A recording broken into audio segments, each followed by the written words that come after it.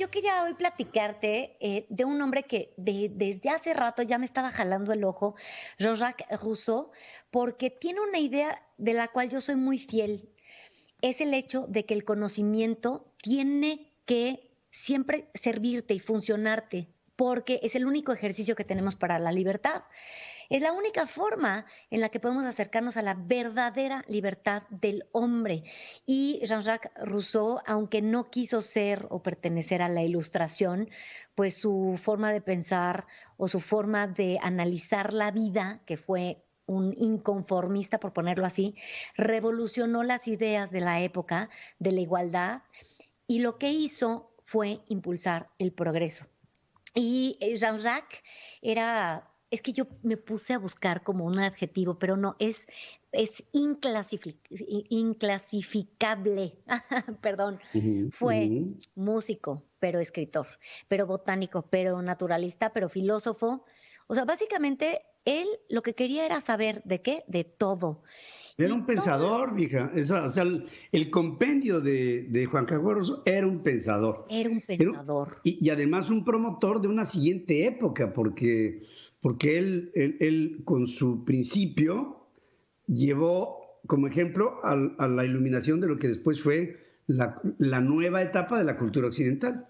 Claro, porque él puso los cimientos ante esta inconformidad de cómo se tenía que razonar nuevamente, puso la nueva forma de pensar. Su vida es un desastre, un desastre. Nació en Suiza, en Ginebra, un 28 de junio de 1712. Su mamá murió después de haber dado a luz. Después él se queda a cargo de su tío y de su papá, pero cuando cumplió 10 años él, su papá se tuvo que dar a la fuga porque se le acusó, ya sabes, de estos sin fundamentos. Y entonces quedó con el hermano de su mamá, con el tío Samuel. Y pues pobre niño, era un alma en pena. Y se refugiaba en los libros y leía personajes griegos y romanos. Y bueno, a Plutarco se lo devoraba, le encantaba. Y bueno, Plutarco es quien restablece la academia, quien enseña las bases del pensar en aquel entonces y lo que consideraba Jean-Jacques Rousseau es que la felicidad ya estaba escrita, porque la escritura era la libertad. Tenía 16 años y ya era vagabundo, pa. Abandona Suiza, no tenía con quién quedarse, no tenía para qué quedarse, entonces se volvió un peregrino y al volverse peregrino, pues tuvo que hacer un montón de oficios para poder comer. Entonces aprendió de todo. Luego llegó a Annecy, ahí en la Haute-Savoie francesa, conoció a una mujer que era 13 años mayor que él y ella le empezó a pagar sus estudios. Se llamaba Madame Varens. Le ayudó en su educación, en su afición por la música, porque era un gran músico también. Y bueno, esta Madame Varens, que en un principio fue su mamá, después fue su amante, y ahí hay un tema, yo creo que psicológico, que ya no me voy a adentrar, pero se volvió su pareja, ¿no? Y luego se van a París, en la ciudad de las luces, y ahí conoce a Thérèse Lavasseur. Con ella tuvo 5 hijos, pero ahí te va, no quiso casarse nunca. Entonces, así conforme iban naciendo los niños, los iba regalando a los hospicios. Pero bueno, su vida personal, una porquería, un desastre, y con eso con base en eso es muy fácil juzgarlo, pa, porque era un hombre salvaje, un Tarzán en una selva de concreto, y obviamente fue archi enemigo de Voltaire.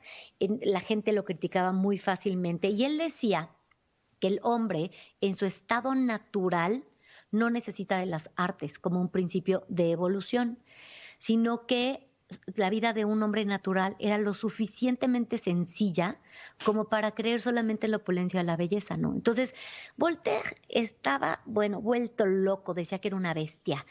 Y pues obviamente este tipo de pensamientos no se casaba con sus contemporáneos. Entonces, su pacto social le otorgaba de alguna manera una soberanía al pueblo como cuerpo político dentro de un orden social donde no había individuos que estuvieran por encima de los otros. A él no le importaba si las personas eran ricas o pobres, él pensaba que el ser humano era natural y tenía ideas educativas y él creía que todos tenían derecho a la libertad, a las ideas prohibidas, a las letras, a la luz. Y obviamente hubo muchísimos de sus escritos que se quemaron, obviamente, por aquel tiempo. Entonces, lo que Jean-Jacques Rousseau decía es, el hombre no es rico ni pobre, ni bueno ni malo, simplemente es, y desgraciadamente nacemos sí para pertenecer a una sociedad de alguna manera y para enaltecernos porque nos gusta ser reconocidos, pero si la sociedad no cumple, regresamos a ese hombre natural, regresamos al odio, o sea, a un hombre natural con base en el odio, con base en la cólera, con base en la sed y con base en el hambre, y entonces eso provoca una sociedad totalmente destructiva. Va, que pare, vamos, que volamos. Sí, sí, bueno, y él decía, si al principio de todo el hombre no tenía una jerarquía más que la de ser hombre, nada por encima de los demás, pues entonces esto tendría que ser, y ahí está el estado natural que argumentaba Juan Jacob Rousseau, un incomprendido que solamente él se comprendía en función de, fíjate, esta parte de su vida de vagabundo le dio tantas enseñanzas que le enseñó a vivir con lo básico y lo superfluo lo dejó siempre a un lado. Vale la pena tomar algo del pensamiento de Juan Jacob Rousseau. Nada más nos hace falta un par de zapatos, hombre, y una camisa, hombre. Es que aparte, aquí mantienen al Mimi, ¿no? Ah, claro. No, y Jean-Jacques era, no, ráscate con tus propias uñas, pero no nada más para comer, no nada más para satisfacer esa necesidad primaria, sino para otra, que es la Sal adelante, ¿no? Sal adelante. Ese es Juan Jacob Rousseau.